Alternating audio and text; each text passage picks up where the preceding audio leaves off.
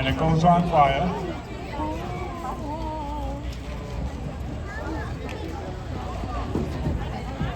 Now, all of a sudden, oh my goodness, I have a fire. What do I do? Well, if you have a cover or a little pizza pan, you just take it,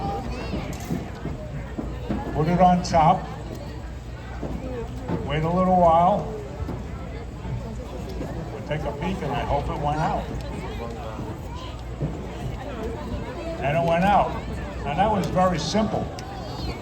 And that's all you have to do. If you're using any type of frying pan, have a cover that you can put over it. If it gets on fire, just put it out. You can also use baking soda. Baking soda, sprinkled it over it, use up the entire box. That will smother it, take away the oxygen, the fire will go out. Okay, now, you're cooking something in the oven. With Thanksgiving coming up, there's going to be a lot of that. So now, you're making your turkey, your ham, well, you may have for Thanksgiving. Oh, look at the other. You see the fire? What do you think you should do? And you go to check on it. What do you think you're going to do? Look at You say, oh my goodness, there's a fire. What is it? What is it? It's a stove. It's made to get hot. You put it, close the door, of course call us, and we'll come to make sure there's no extension, but there's a fire in the oven, just close the door. Well, this one doesn't have a glass, most of them do, and you can see what's going on. So we're going to take a peek and see if it went out. Nope, it's still burning, so we keep the door closed, we don't panic, don't hit it with a fire extinguisher. Just give it time, call us, we'll come, we'll check, make sure that nothing around the stove, behind the stove, caught on fire. And that would make it very safe. And I've been doing this for a long time, and we haven't had a lot of fires, so I think Fire Prevention Day is working in Jericho. So thank you all for attending, and we'll notify you when we're going to do the live burn, which is behind me, of what to do in case you have a fire in your house. Let's just check and see if the fire went out in the stove.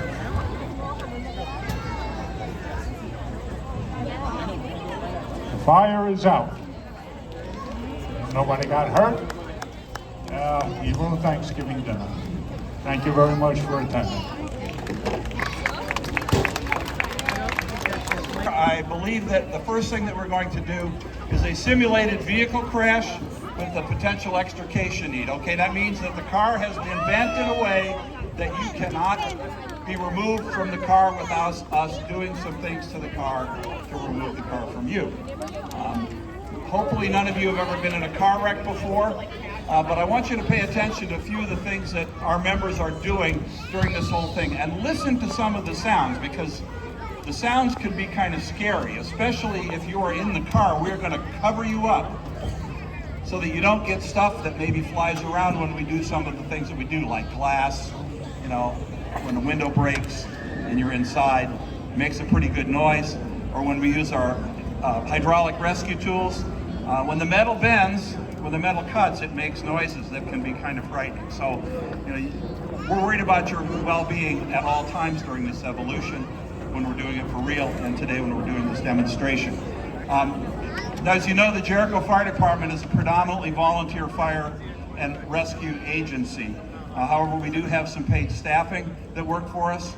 The employees that take care of the buildings the fire district owns, employees that take care of the apparatus that the fire district owns, employees that dispatch our radio. We have our own dispatch center across the street over there. And the employees that provide emergency medical service to supplement the volunteers, which is a great thing for a community that we are able to have all that stuff. And then the rest of us are volunteers. We respond from our homes, or we respond from standing by in the fire station. We have categories of membership where that's something that you might be able to do. Any questions so far? What a beautiful day, huh? I'm hoping for white uniforms because this dark stuff is pretty hot, but otherwise, it's great. Thank you. And make sure when we're done here, we're going to break a little bit, and then we're going to come back. We're going to do another demo, simulating a building fire in a tiny bit. The wind is cooperating today. At least hopefully it will not change, and the smoke and everything will continue to go to the northward direction. But if there is anything, any of you that maybe have some sensitivities to smoke, reactive airway stuff, and the smoke is moving in your direction, it might be a good idea not to stay during the fire evolution, or move away where the wind is not blowing the smoke in your direction. How are we doing over here? Are we ready to go? Okay, we got to get Mr. Drucker here in the picture.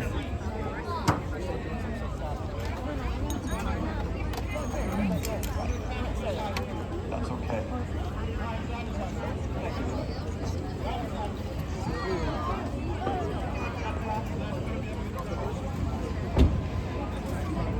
Chief, are we ready? Okay, so we have a victim in the car, a volunteer willingly participating. It looks like he has had some sort of a mishap with his vehicle, a significant amount of front end damage, which caused the airbag to deploy, right? What is the airbag going to do? Keep you from getting hurt, right? As long as you still have your seat belt on. So airbags are not use only. Okay, seat belt and airbag is what's going to protect you safe. A couple more things. Designs of modern vehicles. They're designed to absorb the impact of the crash in the body and maintain a survivable space around you. A lot of times that means that the metal gets bent. And when the metal gets bent and the frame gets bent, the doors don't open. And that's unfortunately what we've got happening here right now. Chief, we ready? Okay, so the first thing, if we get a wreck and we know that for sure there's a possibility of a person being trapped inside the car, the heavy rescue truck, that's the one that's on the truck room floor inside. It's a big giant toolbox that has our heavy extrication tools on it. However, our engines and our ladder trucks also carry extrication tools because sometimes we don't get a good information and they still have the rescue tool. And that stuff is what's on this tarp right here, staged right now. Notice that there are no hoses, wires, cables, or anything. Okay, this is great tools provided for us by the Jericho Fire District to get us battery-operated hydraulic rescue tools. So the first thing they want to do is stabilize the vehicle, because you could be hurt inside, and us doing the things that we do, we move you around. We want to make sure that the car is as stable as possible. Sometimes it means putting wood blocks underneath the frame. Sometimes it means letting the airs out of the tires. If your car is not in its normal shiny side up position, and maybe it's in a shiny side to the side or shiny side down, we are going to brace it in a way that it doesn't move around anymore to potentially cause more injury to you and to make it safer for us to operate. So right now, the first thing that we're doing is trying to get the door open on the driver's side, because that's where the patient is. Separately, members of our EMS company, who have now responded to scene, are going to make patient contact by going inside the car and saying, "Hey, you okay? We're going to do some stuff to get you out of the car." And then they're going to manually stabilize the victim's head and neck. They're going to put their hands on their head and neck and say, "Don't move." If you answer questions, say yes or no. And then they're going to let the rescue team that's working with the tools hurry up, take your time, depending on what they have on the patient. So right now we're sort of, you hear the boom? That was when the big heavy latch was let go on that door. So now can we get the patient out? Not yet. Okay, the first tool that they use, that is a spreader. Okay, big powerful hydraulic tool that basically moves apart, spreads the metal. And now what they're working on is a cutter. Again, listen to the noises. And separately, on the other side, we're going to make access to the windshield. We're going to cut the windshield.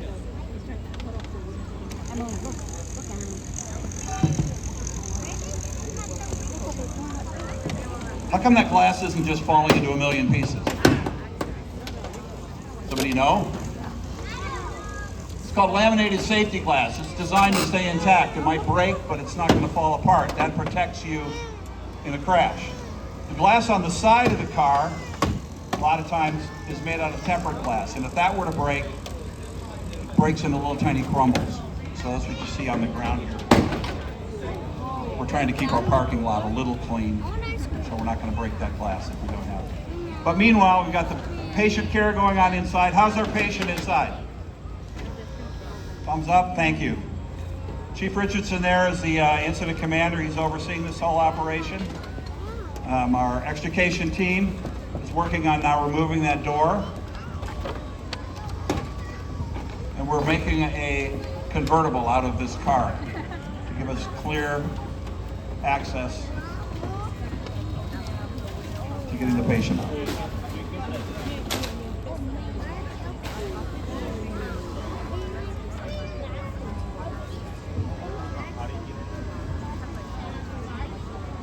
See, I'm around long enough.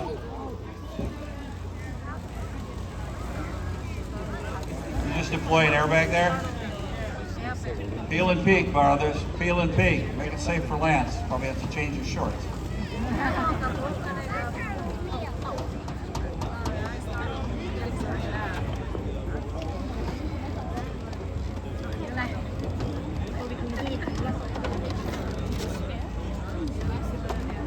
Lance, how's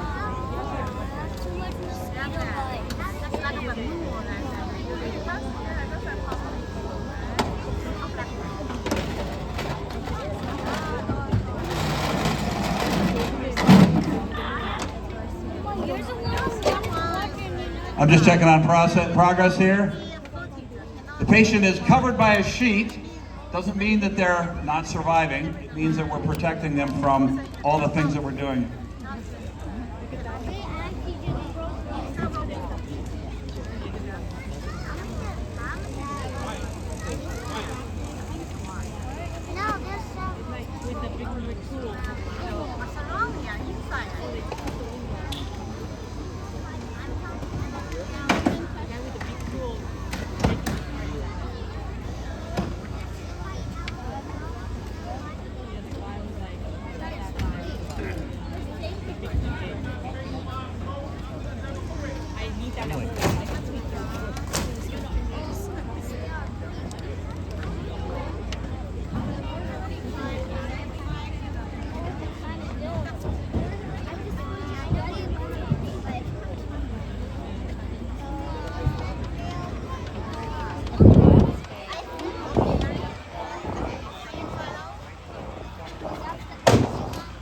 Another loud noise, that's cutting through one of the structural members that's inside the framework there at what we call the B post, A, B, C, each one front to back.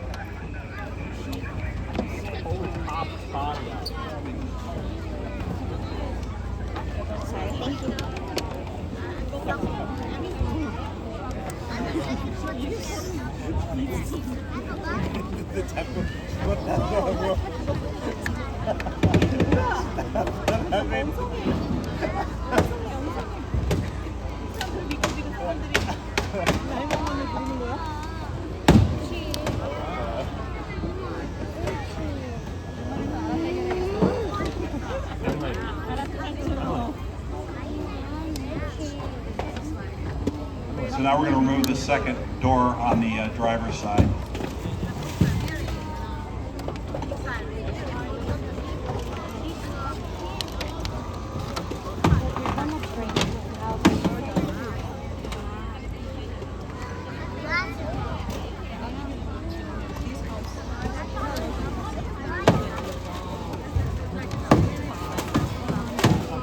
Okay, this is interesting. See how that glass piece fell down on the ground? See how it's still kind of all crumbly, but it's got tinting film on it, which thank you, vehicle owner, for doing that. Makes our work a little easier when we're done cleaning up.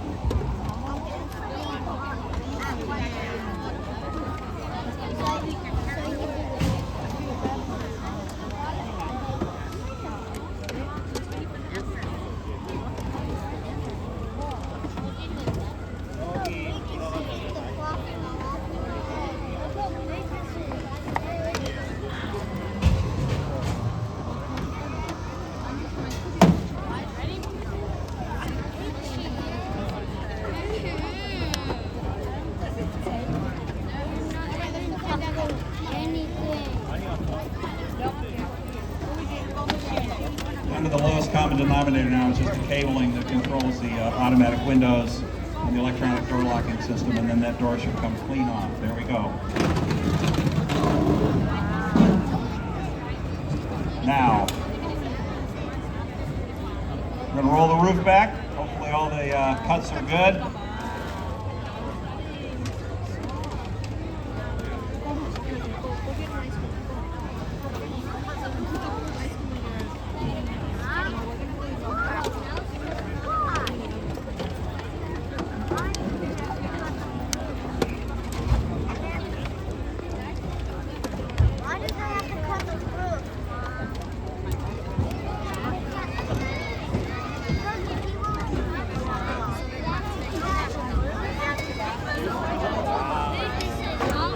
And here we go, we're making this into a convertible.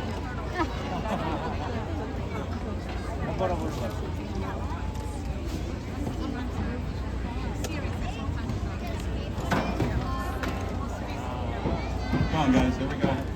Walk it back, walk it back.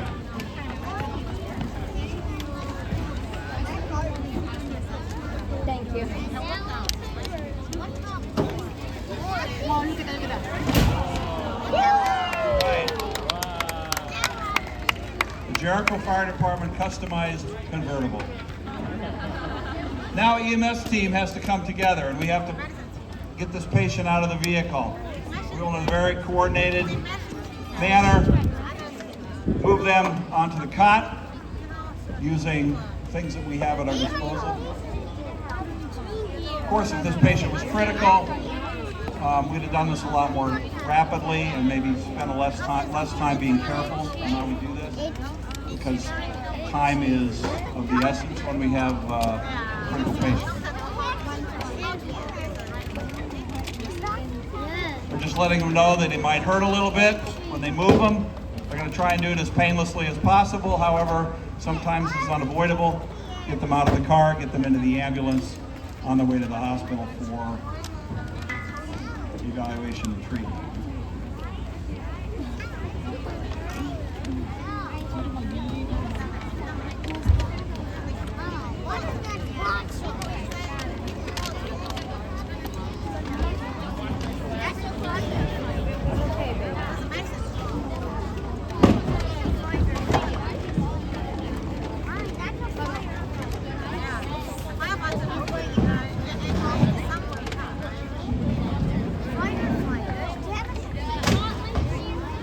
How about that, huh? Here we go. Let's give them a big round of applause. You guys are just doing some on-scene training once we get a car, because we don't get a lot of these opportunities to do this. We're going to practice a little bit more on removing the rest of the doors on the car, just to make sure. Let's give our volunteer who sat inside the car a great big round of applause too.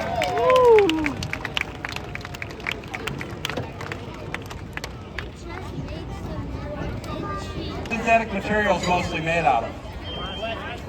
Oil. Right? Look at that. What's that noise? How many of you heard one of these in your house? If it goes off, what are you supposed to do? Okay, well, first of all, get low. If there's smoke, then get out. Okay, if it goes off. If it goes off from cooking, maybe think about moving your smoke detector someplace differently from where it is. Does anybody know what the top cause of home fires is right now? Residential fires, the leading cause. They're electrical. Who said cooking? Excellent. Did the Jericho Fire Department come to your school? Did any fire department come to your school? How do you know that answer? It's actually true. 44% of residential fires are caused by unattended cooking. Okay, so a couple years ago, the theme for this week was watch what you heat. Okay, because you're not watching what you heat and it overheats and it lights on fire, you have a working fire in your house. Okay, so right now one of our members says we do not practice on lighting fires, so if it's a little bit slow and going. But also, this is made with what we call legacy materials inside there. Heavy wood furniture.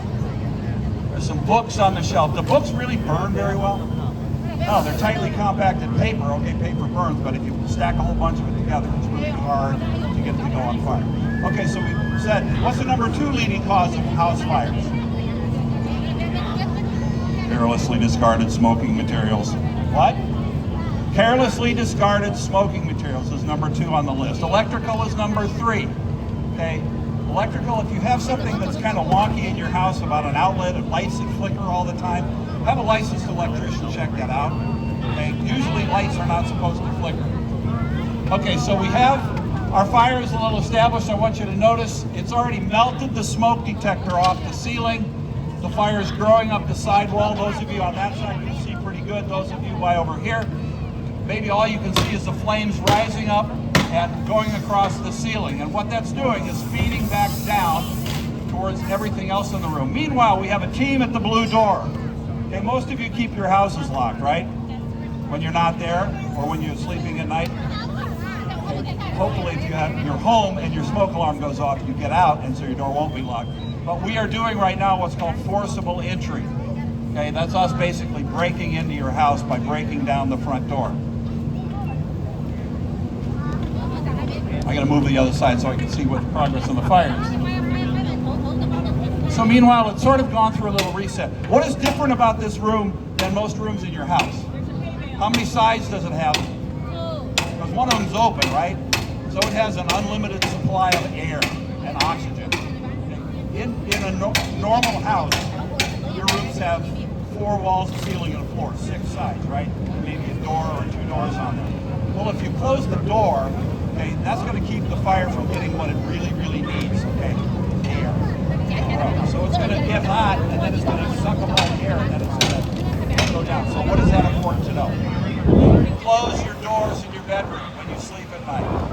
And keep the doors closed. That's going to keep the fire out and let you, when you hear your smoke detector, go to your alternate plan and get out. So now we've added a little bit more light combustible material in there, a bale of straw. And I'm sure many of you have straw in your houses, right? Another ordinary combustible. That noise you hear in the background right there, that is a pumper engine that is supplying water to our suppression team. We also have a suppression support team, which is also known as a truck company. I'm a member of the truck company. We locate, confine the fire, and then the suppression team extinguishes the fire. Forcible entry team, they may open the door. Look how quick that went going, okay? I don't know about you, but I can feel the heat over here, and it's not from the sun. That is radiant heat from that fire, okay? And pretty much it went from a few things were burning to everything is burning in that room. We're going to cool the ceiling down, okay, and very quickly, the fire darkens down, the smoke changes from dark to light. That's mostly steam now. Get a knock on the fire, and then the suppression support team, the truckies, are going to go in and do what's called overhaul. We shut it down, we let it cool down, or let the air go out. We've already blown a hole through the back. Now they're going to ventilate with the hose stream, hopefully extinguish the fire the rest of the way. Pretty good, right? Yeah, thank you, everybody. Clap, clap, clap.